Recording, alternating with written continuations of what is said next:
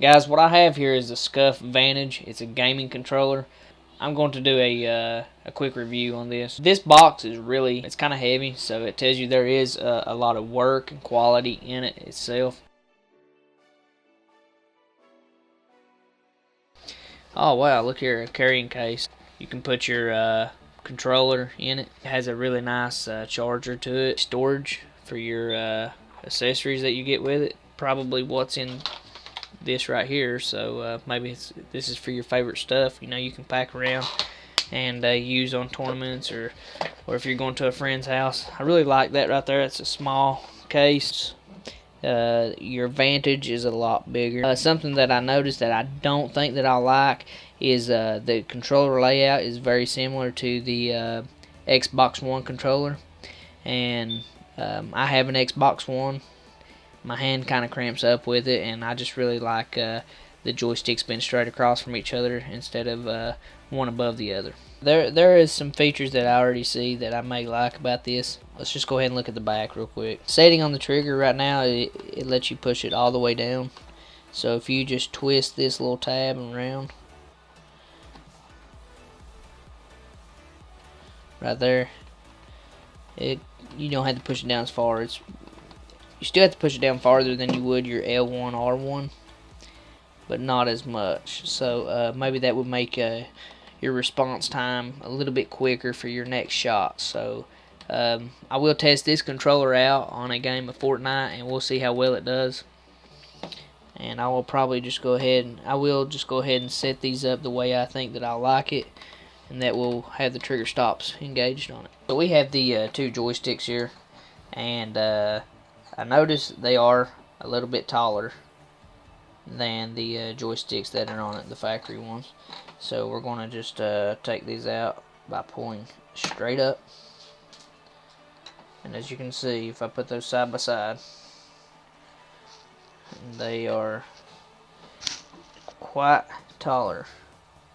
And I'll probably try these both ways just to see how they work and how well they work. But to get the joysticks back on, either the aftermarket setup, or the accessory setup, or the original, just line that groove up.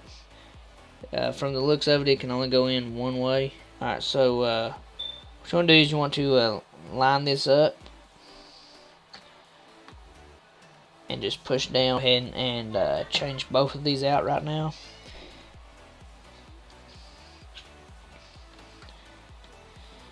There we go.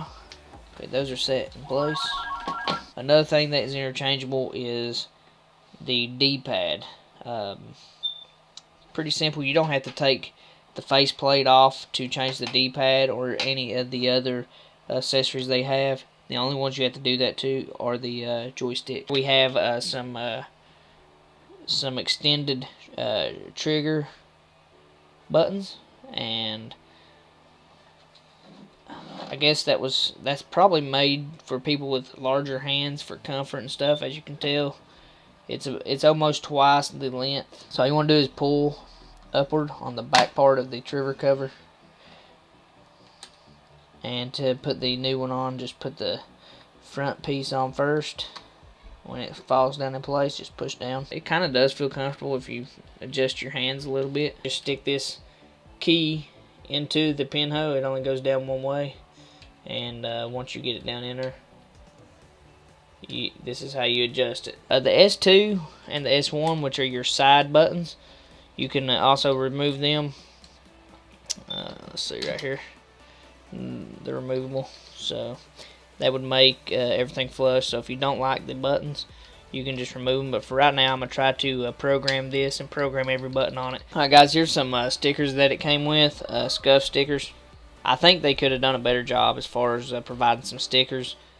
You just have regular logo Scuf gaming stickers.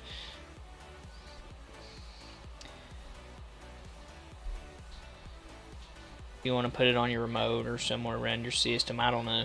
I really don't like the stickers, so I'm not going to use them.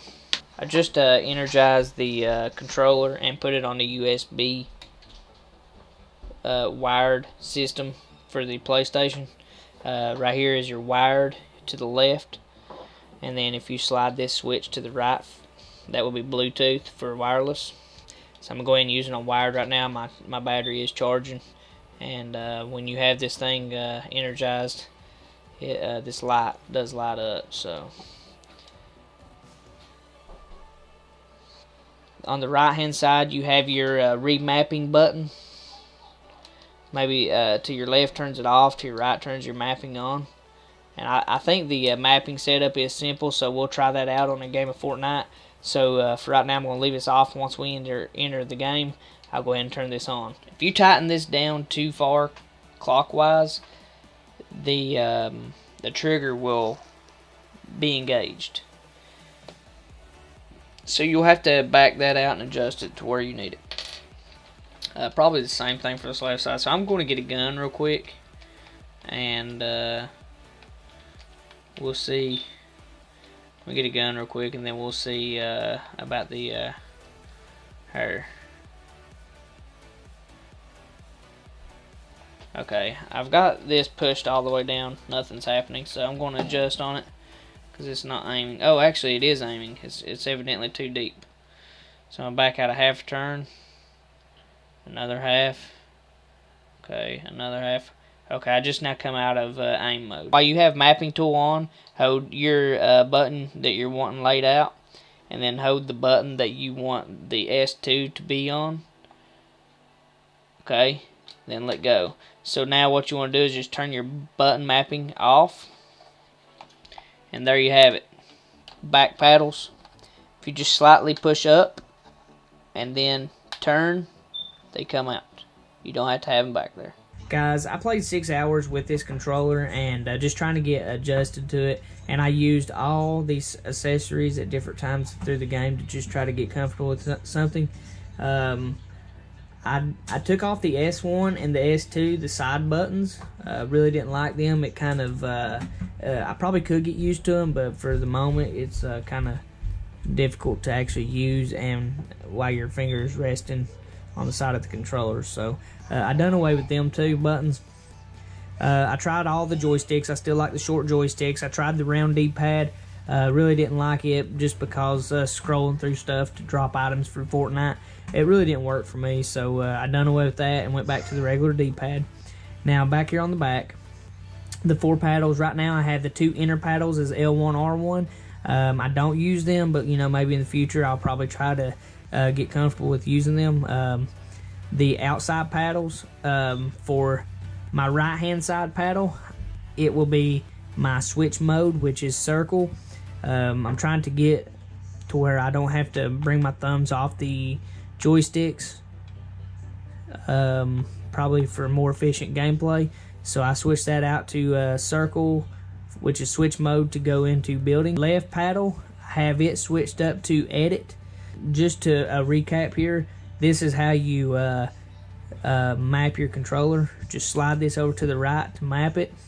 So you'll turn that on, and if I want this to be circle, I just hold this in, and I hold circle in, and let go. Come back over here, switch this to off.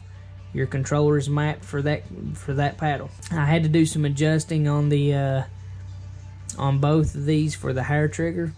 And I just have to tell you, that is probably one of the best things about this controller. One thing that I didn't like about this controller was every time that you unplug it or you turn it off, every time you turn it back on, you have to remap everything that you had back the way it was. Yeah, I do recommend this controller to anybody, and I'm going to be letting all my friends know about this controller. This controller is not mine, by the way. This is my brother's controller, and he wanted me to test it out for him and kind of give a review of what I thought about it, and I'll also let you guys know what he thinks about it. He's going to be the one mastering this controller, so I'm sure he'll have a lot to say as well. I'm going to show you a little bit of gameplay and hope you guys like what you see.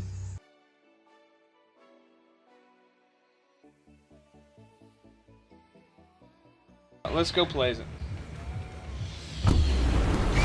Hey, with a new controller, you don't want to go too hot place right off the bat.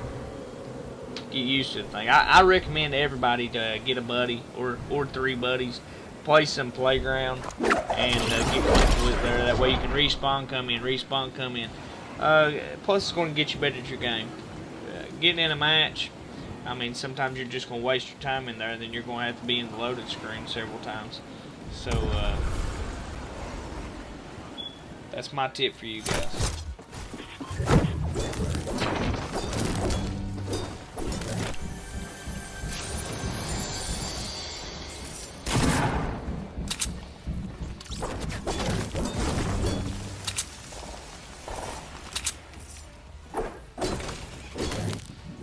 I feel like my settings may be a little bit different. I may be wrong.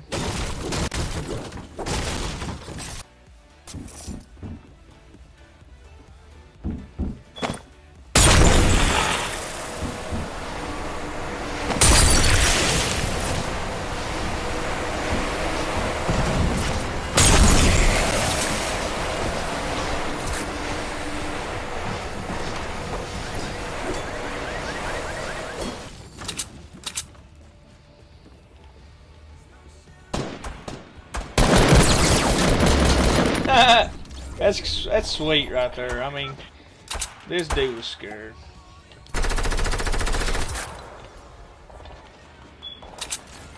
Look. Come on, man.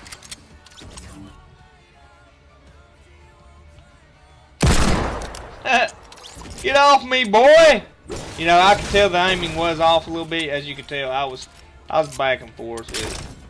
So. Oh, dude, where you at? Flying in like he's gonna do something.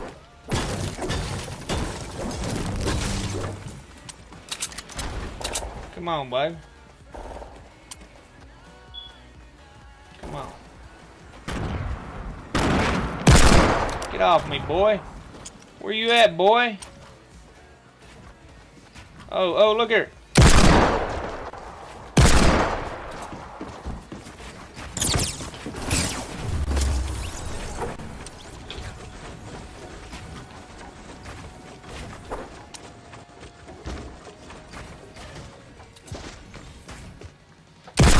Get off me, boy! You can't hang! Hey, that's the way we do it over here in Kentucky. Get off me. You know, I'm not saying that the controller is a bad controller, but I will say this. The firmware needs to get in gear, for sure. I mean, big time. So, I can tell a big difference in my aiming for this controller versus an original controller.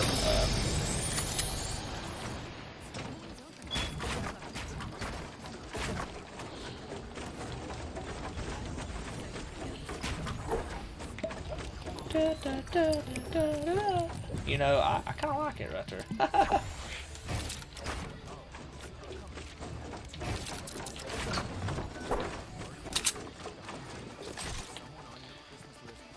Oh, where's my deagle at, dude? I know I got a deagle somewhere around here.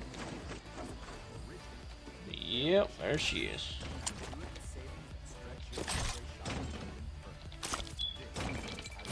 Alright, we got somebody shooting. I'm thinking he was northwest, maybe?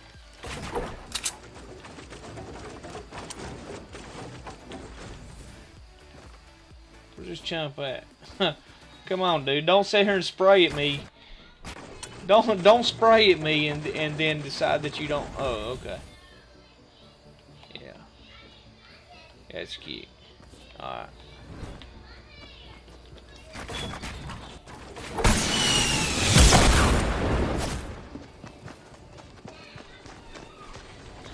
Come on, baby boy. Where you at?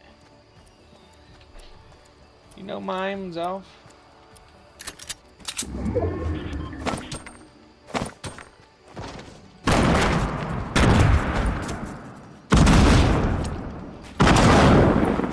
Come on.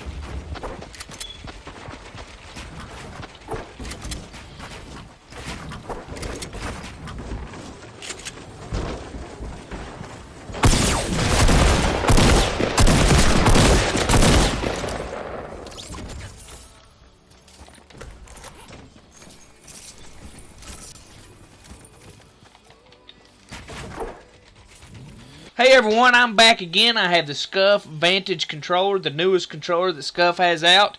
I did a review the other day on my brother's controller. This is also his controller as well. He took the other controller back just because there was some Deadzone play in the joystick right here. So we're going to review that again just to make sure that all controllers aren't set up like that. Maybe it was a defect in the controller. But I did see online that they have a firmware out now that they're working on to fix this problem on this. Other than that, I really think that this is a great controller to use. I'm really falling in love with it. I've probably used it a total of 24 hours now. And I'm just telling you, it's everything is perfect on it except for the Deadzone. So we're going to test this Deadzone out real quick and just kind of show everybody how it works. Now, as you can see right here, I'm barely going to push, just barely going to push this in. Let's just see what kind of Deadzone it has.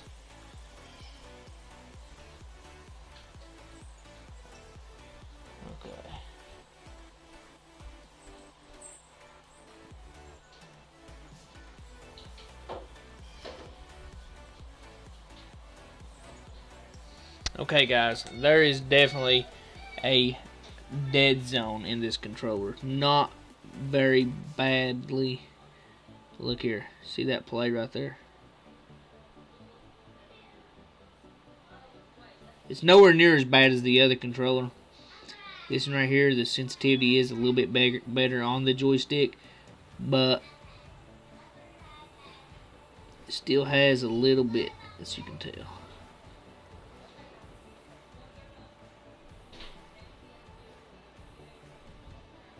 Okay, let me just test this out real quick. Let's look up.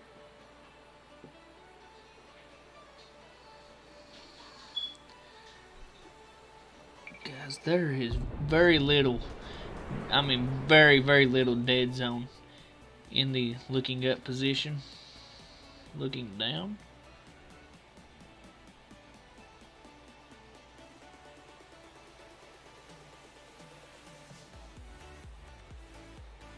Okay, a little bit more Deadzone looking down, looking to the left.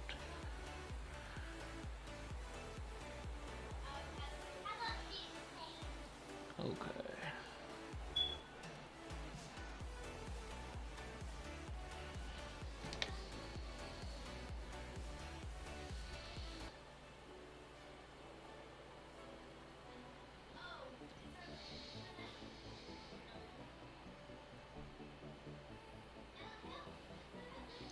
Yeah, there's some Deadzone in the controller. So guys, I'm led to believe that all Scuf Vantage controllers at this point have a Deadzone in this aiming mode.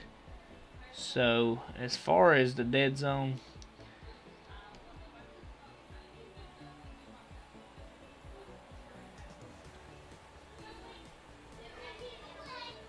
yeah, there's a Deadzone actually in both joysticks, left and right joystick. And I think this is with all controllers. That's what I'm going to say right now. This is with all controllers. Now, with that being said, all the button layout, the extra buttons on the side, whatever this setup that you like to use, that's entirely up to you. But I will say this. Even though there is a Deadzone in these joysticks, I have played around with some building and aiming out of building and things like that. And I really can say that it doesn't bother me that bad. You know, for the price of the controller, I think there shouldn't be no issue with the Deadzone. But there is.